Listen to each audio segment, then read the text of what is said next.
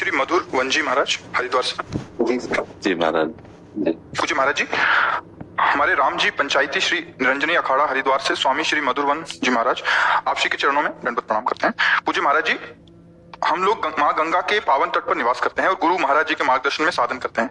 तो मन चंचला है, अतः मन शांत निर्विरोध भगवत स्मरण में लगे और साधन सेवा होती रहे, इसके लिए मार्गदर्शन करें महाराज जी। मन की दो प्रकार से ही बहिर्मुख वृत्ति होती है, एक रागात्मक एक द्वेषात्मक, तीसरा कोई पॉइंट ही नहीं है।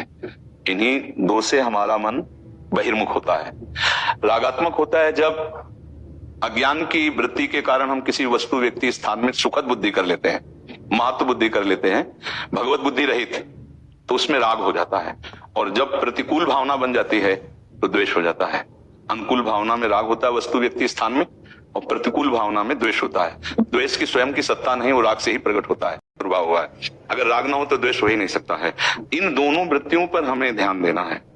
मन को शांत करने के लिए राग द्वेष दोनों खोइए तब खोजी पद निर्वाण, जो महापुरुषों ने आदेश किया कि राग द्वेष दोनों को खोना है। अब हमारा किसी भी वस्तु व्यक्ति स्थान में राग ना हो तो द्वेष होगा ही नहीं, तो ये राग कैसे मिटे? प्रधान चीज राग है। उसके मिटाने के लिए भगवान बहुत खुले शब्दों में कह रहे, मत्ता परतरम नान्यत किंचिदस्ति धनंजय। भगवान की इस वचन को देख लो कि मेरे सिवा किंचन मात्र कोई नहीं है। अब हम अगर ये भावना का प्रचार करें अपनी दृष्टि में कि जिस जिस वस्तु व्यक्ति स्थान में जाए उसको हम भगवत भाव में ले ले, तो राग खत्म हो जाएगा। भगवत भाव से अनुराग होता है, राग नहीं होता है। जो भगवत भाव रहित होता है उसी को मोह कहते हैं, काम कहते हैं, राग कहते हैं, आसक्ति कहते हैं। लेकिन वही मोह राग आसक्ति काम यदि श्री भगवान से हो जाए तो अनुराग युक्त हो जाता है। भले किसी भी भाव से हो, जहां चित्त वृत्ति में भगवत भाव आता है वो सब भस्म होकर अनुराग रूप में परिवर्तित हो जाता है। भगवान के भाव में ऐसी महिमा है कि हर वासना को, हर दुर्वासना को उपासना में बदल देता है भगवत भाव। और भगवत भाव रहित हर उपासना विश्राम दुर्वासना में करती जाके। बहुत गौर से इन शब्दों का चिंतन किया जाए। भगवत भाव रहित हर उपासना दुर्वासना में विश्राम करेगी। साधन करेंगे परमार्थिक, लेकिन मन का विश्राम होगा शब्द स्पर्श रूप रस गंध प्रकृति का। ये साधक का दुर्भाग्य होता है, ये किसी एक का नहीं है। दुर्वासना मम सदा परिकर्षयंती, अंदर ये वृत्ति बैठी रहती है रसेंद्री जनेन्द्री आदि में कि इनके संयोग सुख में ही सुख है। यद्यपि साधना हम परमानंद की कर रहे हैं, पर आंतरिक जो बुद्धि है वो निश्चय करती रहती है, मन और संकल्प विकल्प करता रहता है, चित्त और चिंतन करता रहता है परमार्थ से विलग होकर कि इसमें सुख है। जैसे कोई मान प्रतिष्ठा में, कोई अर्थ की वृत्ति में कि अर्थ के द्वारा भोगों को हम भोग सकते हैं नाना प्रकार के। तो एक श्लोक है हमारे श्रीमद राधा सुधा निधि में, दूरादपाश स्वजनान सुखमर्थ कोटिम सर्वेषु साधन वरेषु चिरम निराशा। ये समझना है। फिर सहज सुख का जो प्रादुर्भाव होता है, सहज सुख जो बिना किसी क्रिया के, बिना किसी हेतु के, अगर ज्ञान मार्ग का है तो उसे आत्मानंद कहते हैं, और भक्त मार्ग का है तो उसे भगवदानंद कहते हैं, प्रेमानंद कहते हैं।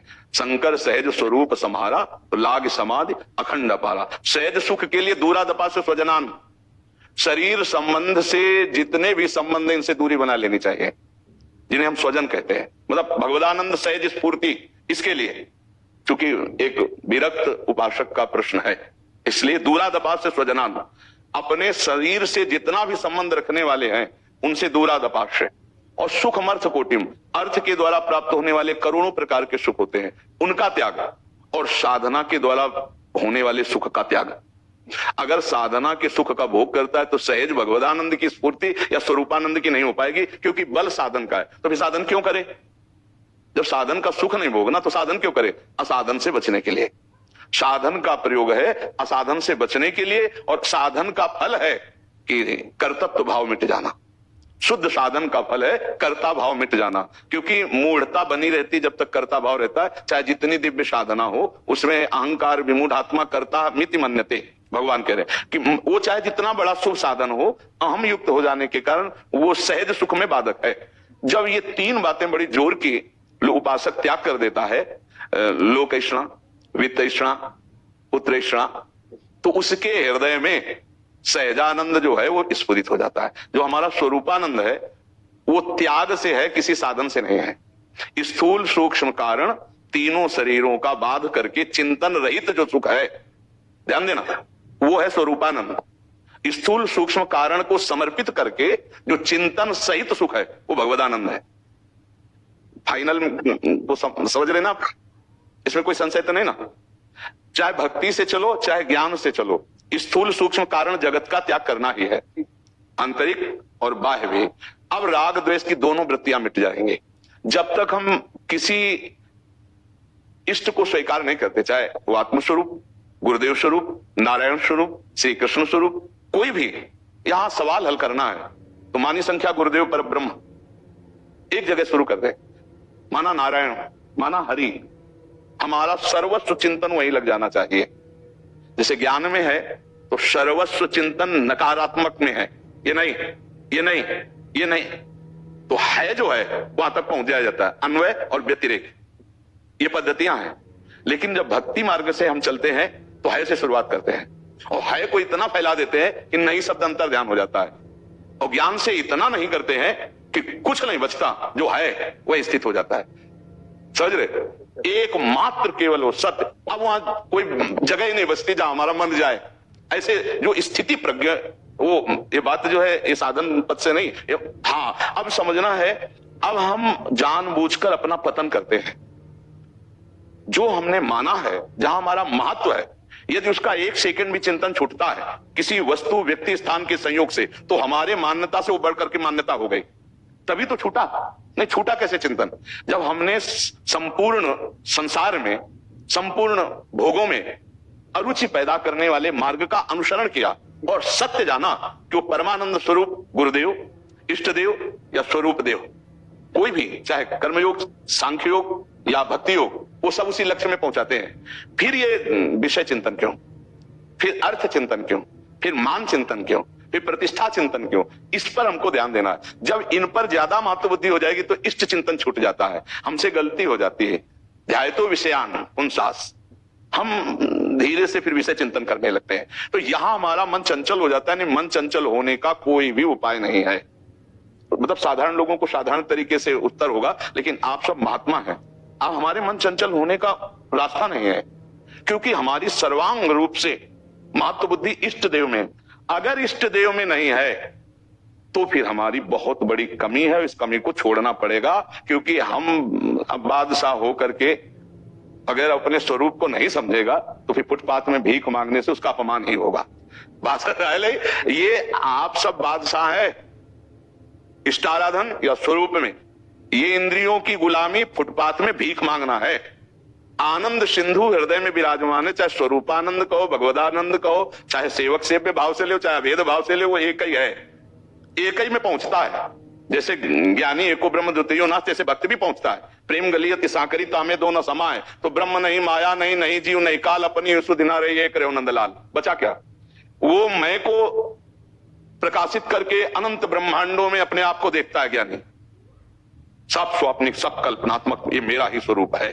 भक्त अपने को भूल कर केवल प्रभु को देखता है। दो नहीं रहते, हाँ एक ही। जब तक द्वैत है तब तक भय है। द्वैत नहीं रहता सेवक में, ध्यान रखना। सेवक सेवा के बल से सेव्य के सिवा उसके चिंतन में ही कुछ नहीं है, मैं ही चला गया। सेव्य ही सेव्य, झांक के सेवक के अगर हृदय में देखो तो उसका मन से स्वामी आराध्य देव, उसका बुद्धि स्वामी, उसका चित्त स्वामी, उसका एक एक संकल्प स्वामी, तो वहां सेवक बचा ही नहीं। देखने को सेवक है वो स्वामी। और अंश अंशी भाव रास्ता है, वो अंश कभी होता ही नहीं है, वो पूर्ण नहीं होता है। पूर्ण का अगर विभाजन संकल्प में हुआ तो पूर्ण ही बचा है, कोई और नहीं बचा है। तो हम ये जानते हुए फिर अपूर्ण क्यों है, फिर हमारी मन की चंचलता क्यों और कहां और कैसे है, इस पर हमें विचार करना कि जब हम ये जानते हैं तो इसका मतलब जानते हैं पर मानते नहीं, तो हमारा मन चंचल हो सकता है। जहां हम नहीं मानते, अपनी जानकारी को आदर नहीं देते, वहीं हमारा मन फिसल जाएगा। नहीं तो इतनी जानकारी है कि मन को अब जाने की जरूरत नहीं है। और मन नहीं जाएगा जब हमारा जो ज्ञान है वो वास्तविक अनुभव में आ जाएगा, तो मन नहीं जाएगा। जैसे इस समय अपने लोग बैठे, कहां मन जा रहा है? हाँ, तो ऐसे ही हर समय क्यों अपने गुरु के सानिध्य में न रहे, मानसिक उनके वचन के सानिध्य में क्यों ना रहे, अपने ज्ञान के सानिध्य में क्यों ना रहे, जो हमें जानकारी है उसके अनुसार हम क्यों नहीं चलते। हम क्या करते हैं कि गुरु को गौड़ कर देते हैं और मन को गुरु मान लेते हैं। तब वो हमको धोखा दे देता है, अगर हम अपने गुरु को मुख्य रखें तो मन को गुलाम बनना पड़ेगा, लेकिन आज तक हम मन के गुलाम रहे और वो हमारा स्वामी रहा है। अब हम बदलना चाहते हैं पर वो बार बार अपना प्रताप दिखा करके स्वामित्व तो झाड़ ही देता है। नहीं, इसी को हमको रौंदना है और कोई बात नहीं है। ना इसमें डरने की बात है और ना इसमें नामे भक्ता प्रण स्थिति, तो बात समझ लेनी। बात यह कि उसके स्वामित्व में हम बहुत जन्मों से रहे हैं। अब हमको होश आया है कि ये तो नौकर है, हम स्वामी हैं। अब जब हम अपना स्वामित्व उसके ऊपर आरोपित करते हैं तो समझ तो रहा है कि नहीं के बल से मैं बलवान हूं, तो थोड़ी देर तो सपोर्ट करेगा और इसके बाद घुमा के ऐसी चाल में फिर फंसाएगा कि वो जय को प्राप्त